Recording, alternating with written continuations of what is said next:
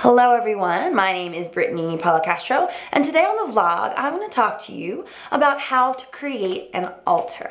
So first is, what is an altar, right? A lot of people probably go to that very religious context of what an altar is. It doesn't necessarily have to be that. So for me, an altar is a space that holds some of my sacred items that I can go to and practice yoga in front of. I can meditate, I can manifest, it's a space that I can go to where the energy and the vibration is very high and very rich. It's also a place that I can like put items on to kind of clear or clean them. So for me, there's a couple steps, right, to do this. First is to find an actual space in which you can put your altar. So I actually am lucky enough to have an entire room where I'm filming this right now. Kind of right behind the camera is where my altar is, so I can kind of face it when I'm talking to you. But if you don't have an entire room, it's totally fine. For years I used my bedroom. You can use just any room that. It's good if not a lot of people come into that room. Maybe a bedroom would probably be the best bet, especially if you entertain a lot. You don't want your altar like smack in the middle of your living room. So find a spot. The next step is to actually find an altar. For me, it's a piece of wood. I actually got it from an old studio that was closing that I taught at, and she sold it to me. I've had it for years now, probably like 8 or 9 years. I think it was probably from like IKEA or Target or something, and it's just a couple different tiers so that it has a lot of different spots for me to put stuff in. But it doesn't have to be that fancy. It could be anything that you can place a couple things on. It could be a long table, it could be a bookshelf, whatever feels good to you. Usually wood is a nice kind of element to use, but whatever works for you. And then the next step is what you want to put on your altar. So for me, I have a Buddha, and the Buddha has a candle. And then I have another candle. Right now the candle is an abundance candle, so whatever I'm working with, I'll put there. And then I have a nice little covering that I put over it.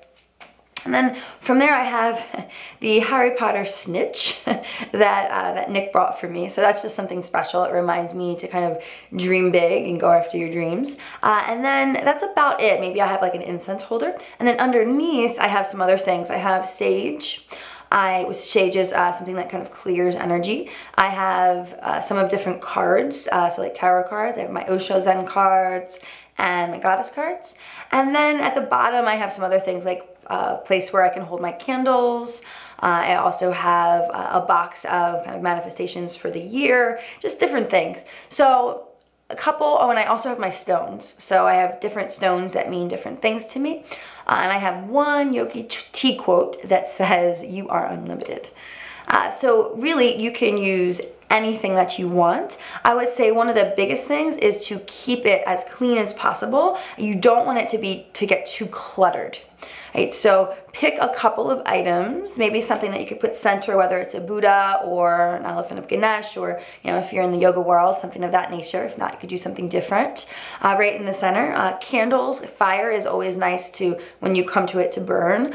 And then whatever else works for you. If you have any cards, tarot cards, if you have a special quote, if you have something that like stones or something that's really special to you, something that you're working with, something that you're trying to manifest, and you could put that there too. So the significance again of this is it's a place that you can go to and you know that when you go there, you're dropping into a space of meditation, to a space of clarity, you're practicing yoga. It's a space that you can go to clear your mind. And when you start to connect with this particular space over and over again, it's going to become very easy just to tap in instantly, because you're growing a vibration around this. You're growing a vibration that resides in love, that resides in truth, that resides in clarity and space, and really anything else you put into there. So you want to keep this area clean, both physically and really energetically as well. You want to put your intentions into this space, into this altar, so that when you go there, you can just drop in right away. Right? Sometimes I just go, right before I leave, or if I have a class to teach, and I'll sit down and I'll just say a little prayer, just to ground and connect me. And in front of the altar, I have my yoga mat and I have my meditation cushion. So it's a great way to really create a space that is just for you and your elevation of consciousness. So I hope you heed this advice and make your own special altar. I would love, if you already have an altar, I would love to hear what you have on your altar. I would also love to see a picture of your altar. So feel free to take a picture and put it in the comments below, or just let me know what's on your altar, or what is the special space that you created for yourself. So I will see you next week. Thank you. Namaste.